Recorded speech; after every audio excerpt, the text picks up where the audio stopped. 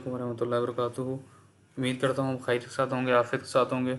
आज जो टॉपिक पढ़ना है वो 7.8 और वो है arrays as a function arguments. तो अब आपको पता है कि अरेज को अगर आप फंक्शन आर्गूमेंट के तौर पे पास करना चाहो, किसी अरे को किसी फंक्शन को पास करना चाहो तो वो कैसे करते हैं, ठीक है।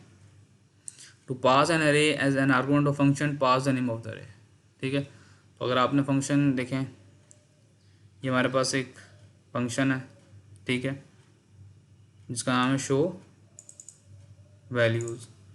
तो हम क्या कर रहे हैं, एक हमने अरे डिक्लेयर की है 8 साइज़ की, और इस लूप के अंदर जो कि लूप आइटरेट कर रहा है अरे को साइज़ से कम तक चल रहा है, इसमें हम शो वैल्यू का फंक्शन कॉल करते हैं और इसको हम अरे के कॉरस्पॉन्डिंग इंडेक्स की वैल्यू पास कर देते हैं, ठीक है। और ये पास बाय वैल्यू होती है, तो इसकी कॉपी बनेगी, तो नाम में पास होकर डिस्प्ले हो जाएगी। तो ये देखें, सिंपल सा प्रोग्राम है जिसको उसने आपको दिखाया है कि आप एक ऐसा फंक्शन लिख सकते हैं जो कि एक एक वैल्यू को डिस्प्ले कर रहा हो, ठीक है, अरे की।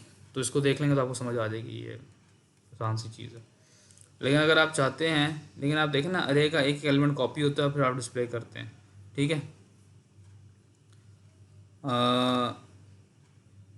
जबकि होना ये चाहिए कि शो वैल्यू का फंक्शन जो है ना वो अरे के कंटेंट को खुद डिस्प्ले करे। आप अभी तो ये हो रहा है ना कि आप यहाँ पे क्या कर रहे हैं, आप एक ही एलिमेंट को उधर पास कर रहे हो और वो खाली वो वैल्यू डिस्प्ले कर रहा है। होना ये चाहिए कि जो ये शो वैल्यू का फंक्शन है वो अरे के कंटेंट के साथ खुद से काम करे, खुद से अरे के कंटेंट को एक्सेस करे और फिर डिस्प्ले करे।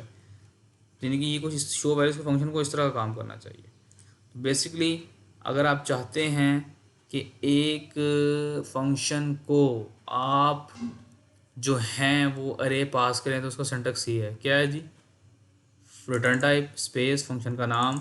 अब आप इसको इनपुट पैरामीटर्स दे रहे हो ना, और अरे आपने पास करें तो उसका सिंटैक्स क्या है, ये है कि इंट अरे का नाम और स्क्वायर ब्रैकेट्स में कोई वैल्यू नहीं आएगी। तो इसका मतलब है इस पहले पैरामीटर को देख के हम ये कहेंगे कि जो शो वैल्यू का फंक्शन है उसको पहला पैरामीटर अरे पास हो रही है और साइज़ हम ज़्यादा पास कर देंगे।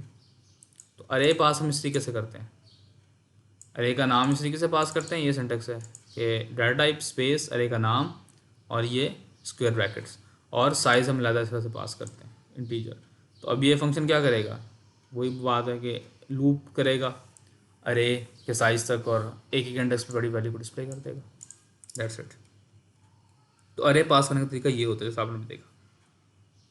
अच्छा जी, प्रोटोटाइप कैसे होगी डिस्प्ले, इसकी प्रोटोटाइप क्या होगी, वो ऐसे होगी सिंपल। आप यहाँ से इसने आपको होता है कि प्रोटोटाइप के अंदर हम फंक्शन जो लोकल यानी कि जो उसके पैरामीटर्स होते हैं उसका नाम को स्किप भी कर सकते हैं। तो इस तरीके से इसकी डाटा टाइप बन जाएगी, ठीक है। तो उम्मीद करता हूँ बात समझ आ गई होगी। देखें, ये नंबर हमने पास किया। अच्छा हाँ, इंपॉर्टेंट बात इसमें यह है कि जब आपने ये पास किया तो क्या होगा, ये तो अरे साइज बाय वैल्यू पास होगा ना भाई, अरे साइज की कॉपी बनेगी उधर पास होगी। अब ये नंबर्स जो हैं ये कैसे पास होंगे, ये क्या मतलब है यहाँ पे, क्या नंबर्स की अरे की कॉपी बनेगी पूरी एक मेमोरी में फिर पास होगी, नहीं। सी प्लस प्लस में ये काम नहीं होता। सी प्लस प्लस में जब भी अरे पास होती हैं, एक फंक्शन को जब आप अरे पास करते हो सी प्लस प्लस में, तो वो बाय रेफरेंस पास होती है। तो देखें ना, ये नंबर्स, अरे का नाम, हाँ जी, अरे का नाम क्या होल्ड करता है, जी हाँ, अरे का नाम जो है वो अरे का स्टार्टिंग एड्रेस होल्ड करता है। तो हम ये एड्रेस इसको इधर पास कर रहे हैं, इस नम्स के अंदर हम क्या पास कर रहे हैं, इसका एड्रेस पास कर रहे हैं। तो वो उसी एड्रेस को यूज़ करते हुए उनके एलिमेंट्स को इधर डिस्प्ले कर देगी। तो अरे जो है सी प्लस प्लस में अरे हमेशा बाय रेफरेंस पास होती है, बाय वैल्यू पास नहीं होती, ठीक है। क्योंकि फ़र्ज़ करें अगर अरे का साइज़ जो है वो 100 है, तो अगर आप बाय वैल्यू पास करेंगे तो उसका मतलब है कि 100 की एक और अरे बनाओ, उसकी कॉपी बनाओ फिर पास करो। तो ये एक बड़ा एक्सपेंसिव ऑपरेशन हो जाएगा, इसलिए अरे जो है वो हमेशा बाय रेफरेंस पास होती है। इसने ये यहाँ पे एक्सप्लेन किया हुआ है, ठीक है, कि ये नंबर्स की अरे थी और हमने बाय रेफरेंस पास की। तो नम ऑफ ज़ीरो जो है वो नंबर ऑफ़ ज़ीरो को रिप्रेजेंट करेगा, num of one numbers of one को करेगा। तो ये रेफरेंस बन जाएगा बेसिकली, आप ये समझ लें, ठीक है। ऑल्दो नम्स जो है वो रेफरेंस वेरिएबल नहीं है, लेकिन वो वर्ड्स का रेफरेंस करता है, ठीक है। तो ये देखें जी, हमारे पास शो वैल्यूज़ का फंक्शन है भाई, पहला वाला। अब हम इसको क्या करेंगे, दो अरेज पास करते हैं, पहले ये अरे पास की, फिर ये अरे पास की। तो देखें फंक्शन एक ही है, फंक्शन एक ही है जो पहले आपने लिखा था, जो कि अरे की वैल्यू को डिस्प्ले करता है, और जोन सी अरे आप पास करोगे उसकी वैल्यू को डिस्प्ले कर देगा। अगर सेट वन वाली पास करोगे तो सेट वन डिस्प्ले कर देगा, सेट टू पास करोगे तो सेट टू कर देगा। और तो ये कैसे पास होंगे, बाय रेफरेंस। फर्स्ट टाइम जब शो वैल्यूज कॉल होगा तो सेट वन जो है, जो नम्स है, इसमें किसका रेफरेंस पड़ा होगा, सेट वन का पड़ा होगा। और दूसरी बार जब सेट टू से कॉल करेंगे तो नम्स में सेट टू का रेफरेंस पड़ा होगा। उम्मीद करता हूँ बात समझ आ गई होगी। Let's move forward. तो देखें जी, ये हमने क्या किया है, एक शो वैल्यू का फंक्शन है और एक और फंक्शन उन्होंने इंट्रोड्यूस करा है, डबल अरे। तो ये क्या करता है, ये फंक्शन जो है हर एलिमेंट को डबल कर देगा। जो डबल अरे का फंक्शन है ना, ये हर एलिमेंट को डबल कर देगा। कैसे कर देगा जी, देखें जी, शो वैल्यूज़ हैं, फंक्शन आपने सेट पास किया, ठीक है, और डबल अरे को भी सेट पास किया, तो ये बाय रेफरेंस पास होंगे और आपने साइज पास कर दिए।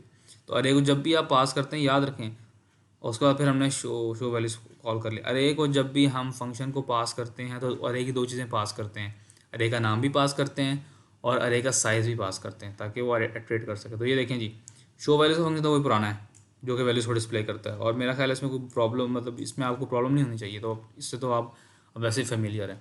डबल अरे का फंक्शन क्या करता है जी, हर कॉरस्पॉन्डिंग इंग्लिश से पड़े वैल्यू को डबल कर देता है, ठीक है। तो ये वैल्यूज़ है ना,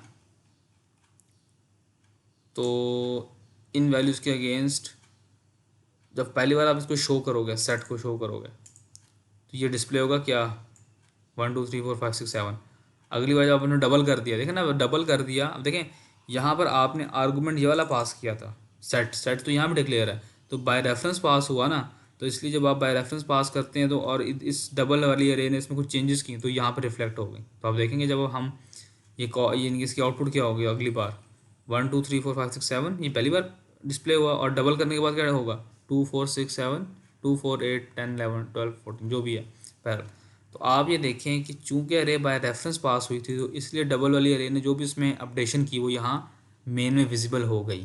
तो अरे हमेशा बाय रेफरेंस ही पास होती है, आप ये याद रखिएगा। हाँ जी, यूजिंग कॉन्स्ट अरे पैरामीटर। तो आप अगर एक कॉन्स्ट लगा देंगे तो इसका मतलब क्या है, जब अरे को फंक्शन को पास कर रहे हैं, एज पैरामीटर ले रहे हैं, अरे को एज पैरामीटर ले रहे हैं, और उससे पहले कॉन्स्ट का कीवर्ड लगा देते हैं। ये कॉन्स्ट का कीवर्ड आपने लगा दिया पहले इस अरे से पहले, बस इसमें आप अरे इनपुट ले रहे हैं, मतलब ये जो फंक्शन है इसमें पहला पैरामीटर क्या है, अरे का नाम है ना जो इधर आएगा, और इस तरीके से हम लेते हैं। तो इससे पहले अगर आप कॉन्स्ट लगा देंगे, इसका मतलब क्या है, इसका मतलब ये है कि आप इसकी किसी भी इंडेक्स पड़ी वैल्यू को कुछ असाइन नहीं कर सकते हैं। यानी कि जब आप अरे को ले रहे हैं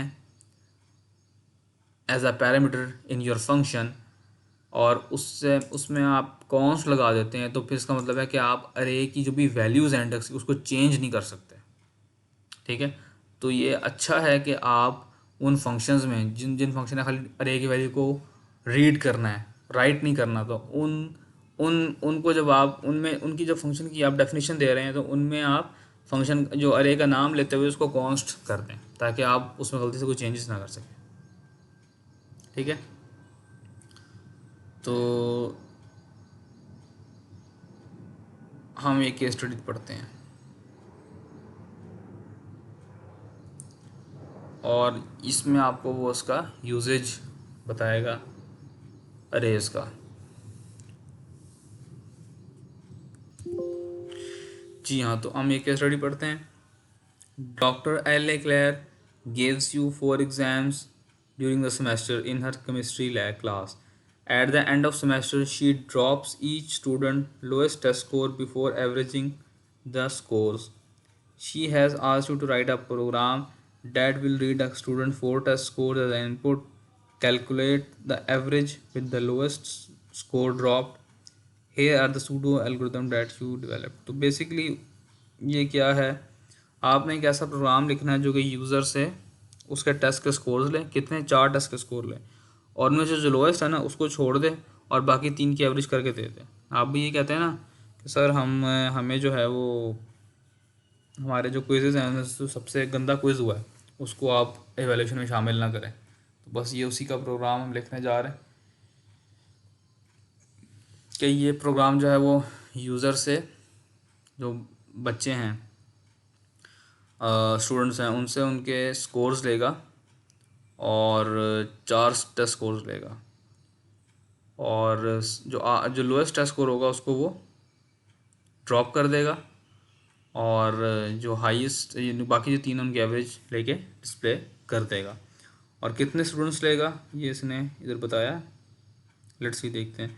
सबसे पहले आप क्या करेंगे, read students fours test score, calculate the total of scores, find the lowest score, subtract the lowest score from the total that give the registered total, divide total by 3, this is the average. हाँ, एक student के लिए लेगा, एक student के लिए 4 test scores लेगा, उनके उनका टोटल कैलकुलेट करेगा, ठीक है। तो उसका मतलब क्या है, आप एरे में 4 टेस्ट स्कोर ले रहे होंगे ना, और टोटल कैलकुलेट करेंगे तो आपको रनिंग टोटल मालूम करना होगा, लोएस्ट आपने फाइंड आउट करना है वो मालूम करेंगे, और उस लोएस्ट को आप सब्ट्रैक्ट कर देंगे टोटल में से, और फिर एडजस्टेड टोटल को 3 डिवाइड कर देंगे तो आपको पास आंसर आ जाएगा, एवरेज आ जाएगा। तो लेट्स सी 720 फंक्शन,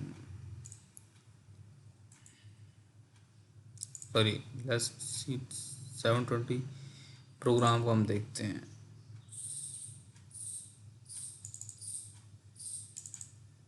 जी हाँ, तो इस प्रोग्राम के अंदर हमारे पास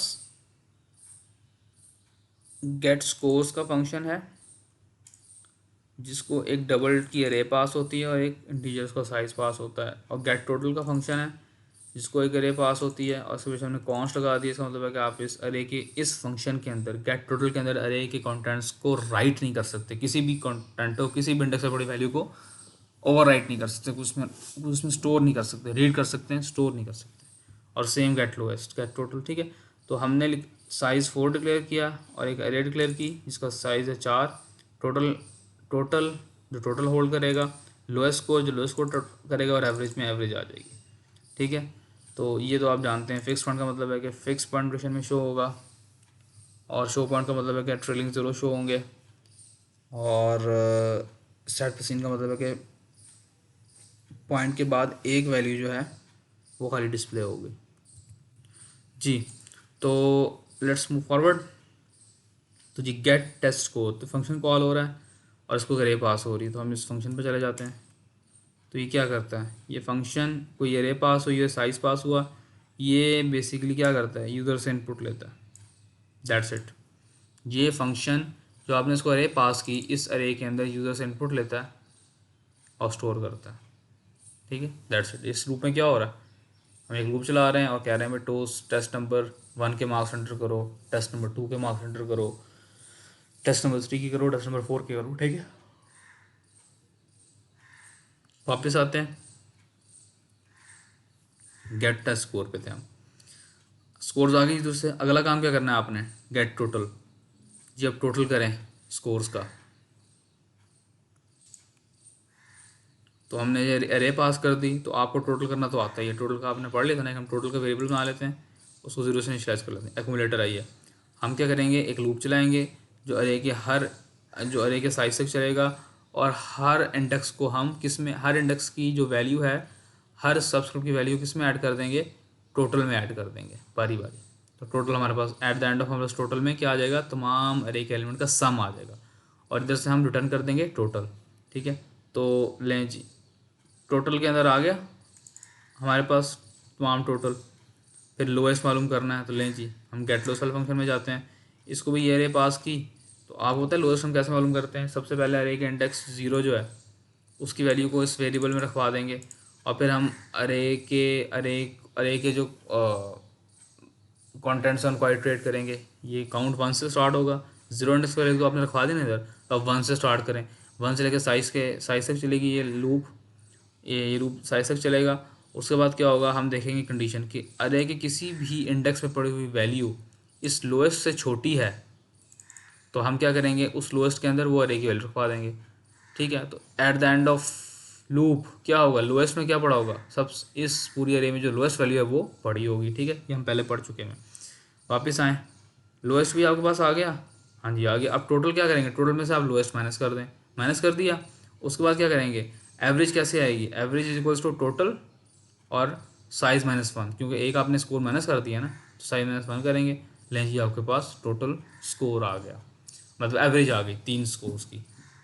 आपने लो स्कोर निकाल दिया और उसके बाद जो आपकी एवरेज बनी वो आ गई। तो मिसाल के तौर पर अगर मेरे पास 4 टेस्ट थे, तो मैं अगर वैल्यूज़ देता हूँ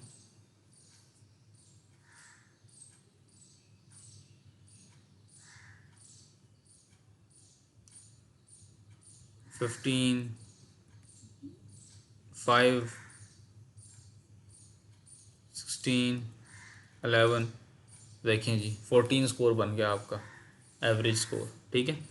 और जो मैं आपको बात यहाँ बताना चाहता हूँ एक और बड़ी इंपॉर्टेंट, देखें हमने अपने एक प्रॉब्लम को छोटे छोटे फंक्शंस में डिवाइड किया और उन फंक्शंस के ज़रिए हमने काम ले लिया। तो देखें कितना कोड रीडेबल हो गया हमारा। जब इसको मेन को कोई भी बंदा पढ़ेगा तो उसको पता लग जाएगा भाई यहाँ पे हम यूज़र से स्कोर्स ले रहे हैं इस एरे के अंदर। फिर हम हमने जो स्कोर्स ले लिया उनको हम टोटल ले रहे हैं और इसमें स्टोर कर रहे हैं।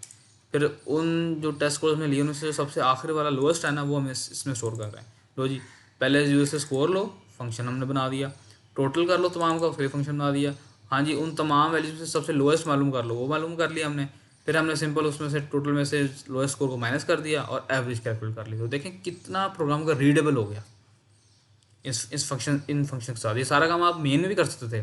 ये सारा काम अगर मेन में करते तो कोड बड़ा भी हो जाना था और उसको अंडरस्टैंड करना मुश्किल हो जाना था। फंक्शन के ज़रिए कितना आसान काम हो गया और कितना कोड मैनेजेबल हो गया आपका। तो ये आपकी केस स्टडी है। तो ये टॉपिक आपका ख़त्म हो गया। तो नेक्स्ट टॉपिक जो है वो अबाउट 2 डायमेंशनल अरेज होगा, ठीक है।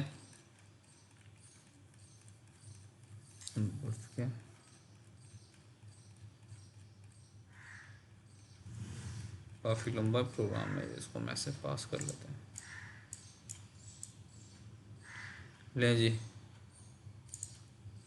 ठीक है जी, चेक पॉइंट क्वेश्चंस कर लीजिएगा, इसमें कोई इशू हो तो पूछ लीजिएगा। और इंशाल्लाह फिर अगले लेक्चर में मुलाकात होती है और हम अगले लेक्चर में 7.9 पढ़ रहे होंगे, जो कि 2 डायमेंशनल अरे को डिस्कस कर रहे हैं। अस्सलाम वालेकुम वरहमतुल्लाह।